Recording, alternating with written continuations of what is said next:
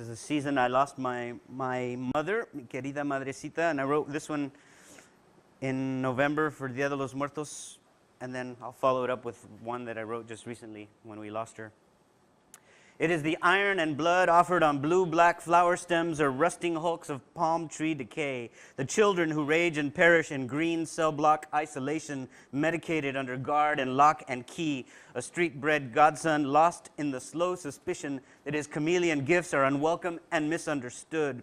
The propaganda that paralyzes thought and dissent with threat and fear, amplified on screens and speakers, bought and paid for with clueless taxpayer complicity. It is the bitter sound of homelessness on worn sneaker soles under the anonymous face of addiction and exile.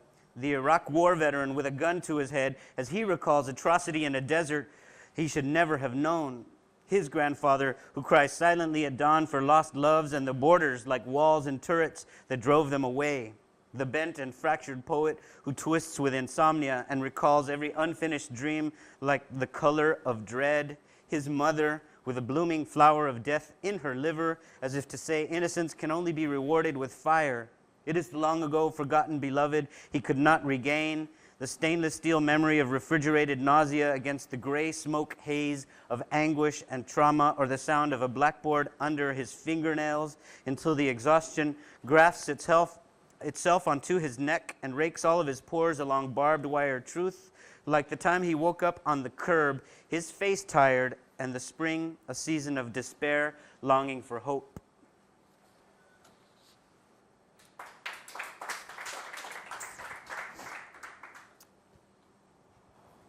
In Nahuatl, we say ane huitzilin cuautzin tatli, which is goodbye, beautiful hummingbird mother. The hummingbird whir of her hands, nimble fingers that stitched quinceañera dresses, built delicate and sandcastle-sized cakes from roses and flowers made with sugar frosting, can be heard faintly. Her small, strong, and stoic hands that once picked cotton and tomatoes and okra, are pressing against my breastbone gently in the dark. Her spirit has returned to remind me of those moments as a child when only a warm glass of milk and her thumbs in circular motion along my temples could get me to sleep. She is gone, you see. Se nos ha ido la bella picarrosa. She ascended Saturday in a room far away. I would have spoken of week-long dread, of foreboding that was countered by a good meeting on Friday with old friend, author, and community advocate Luis Rodriguez at Tia Chucha's Café Cultural, and a visit to both Avenue 50 Studios and Trópico de Nopal as a tag-along with friends who knew I was anxious to be near my mother's side. I searched frantically for a one-way flight because I could not change a previously purchased reservation in order to arrive sooner, but it was not soon enough. Juliana Cepeda Vela, the woman from whom everything beautiful, my appreciation for all things creative, aesthetic, sensitive, or artistic comes, is no longer here. I know hurt greater than any heartbreak now. My artist friend Maritza Alvarez sends me into the aftermath of my beautiful mother's ascension with fuerza y paz, but the loss is no less painful. At 69, she succumbed to liver cancer, almost as if the posting of the previous poem was a prophetic foreshadowing. We knew it would happen, we just didn't think it would happen so soon. The poem was posted shortly after a run along Huntington Drive to Alhambra, a stab at cardiovascular health, where I discovered a baby hummingbird on the pavement midway between El Sereno Community Garden and Fremont Street. Iridescent, the nestling was barely alive, its tiny heart racing uncontrollably. I moved the injured baby bird to a cooler, less visible place, and I did not realize it was a message for me until I opened a box of jewelry my mother had often worn and wished me to have as a gift when she was gone.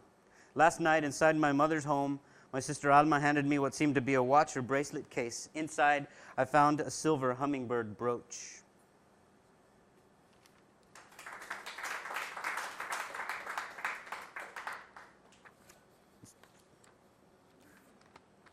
No title. Te quiero cantar ríos y mangos desnudos como el diluvio dulce de sangre y sudor en el vientre del ayer y el ombligo del futuro. Te quiero cantar corridos fronterizos como espina de nopal tejida en una corbata de seda verde y matutina. Te quiero cantar susurros de perdón y viajes hacia atrás después del baño gris en donde los pétalos y murciélagos aprenden a bailar un danzón fugaz. Te quiero cantar lo que nunca pude confesar, el amor infinito como luz de estrella carcomida. I want to sing you rivers and naked mangoes like sweet floods of blood and sweat in yesterday's womb and the umbilical of tomorrow. I want to sing you border ballads like cactus spines woven into a necktie of green morning silk. I want to sing you forgiven murmurs and journeys before, after gray baths where petals and bats learn the dance that recedes. I want to sing what I could not confess, unending love like starlight in pieces.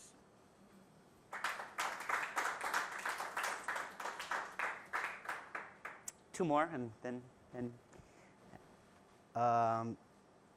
para mi madre. Green, green dazzling, blue in suspension like a moth wing hold on the past, or my untethered heart alone, beating, breathing, a doorway into light and sound and color made from the silken follicles she embedded in the frost of footsteps that vanish in hourglass whispers, the tears draining, spilling counterclockwise, each convolution a sermon of sun, extracted from the chambers of a transformation, a transliteration, a transfiguration, each green, green flutter, dazzling, a memory or play on parchment stories, like my mother with pinking shears, and so many bolts of textile color and pattern and whirring of beauty, taking shape beneath the sapling branches that became her hands, weaving filigreed remains that soar with exaltation, enough to make me catch my breath.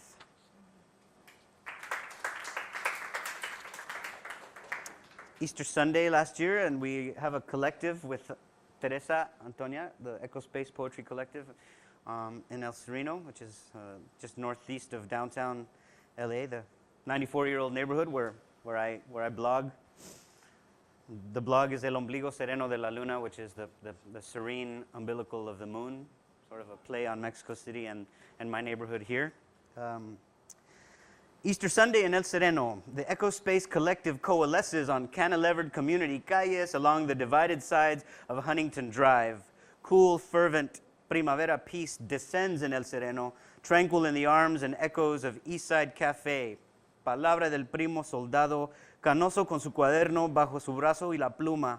The lines in his face, forged in New York and Chicago, are laughter and pride, as well as suffering and sorrow.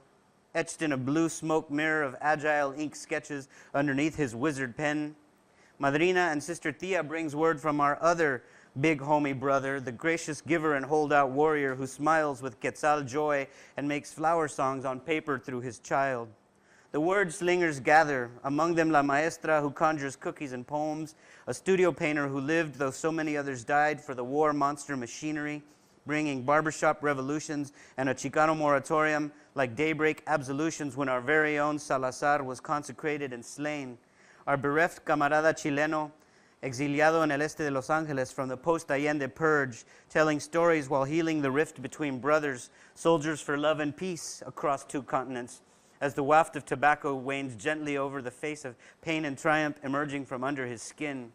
And I leave Echo Space renewed, replenished, reborn, restored. I want to be the poster boy, the troubadour, a bona fide vocero de la guerra contra la opresión. Free our voices and lift our souls with and by and for and through a collective of mild-mannered superhero poets who live humbly because words of grace and beauty are more than ever necessary and true. I say again a heartfelt gracias y aviento un suspiro contento over the leaves and trees. I want to inhabit the echo space. Let it fill my veins and fingertips with sonnets and smiles like a veil made from stars over Our Lady Nuestra Señora Reina de los Ángeles, Tonantzin in our native tongue, earthbound on a mission to bridge the elders and young, teaching us to share the tenderness we seek. Ofrendas de ternura, we have only begun to speak.